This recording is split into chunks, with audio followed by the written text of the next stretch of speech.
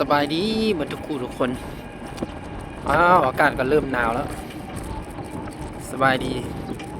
บรรยากาศตอนเศร้าๆมาแต่ตลาดมาส่งแม่มาตลาดบึงท่านหลวงเห็นไหมตัวนี้แม่นสิ้นบึงท่านหลวง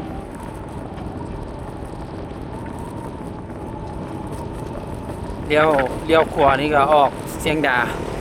เลี้ยวซ้ายไปโนนคอนะอากาศเริ่มเย็นแล้วมาทุกคนเอ้ยนครหลวงเขานี่ก็หนาวปีนี้หนาวให้หนาวว่าเลยใส่เสื้อใหญ่เลยเนี่ยเอาจังใดก็รักษาสุขภาพกันเด้อเป็นห่วงมาทุกคนเนาะภาคเหนือเขานี่รู้สึกว่า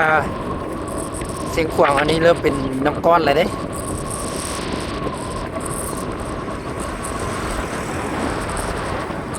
เป็นจังไดก็เป็นห่วงทุกคนเนาะเพราะว่าแต่เหนือใต้ภาคกลางปีนี้หนาวหลาย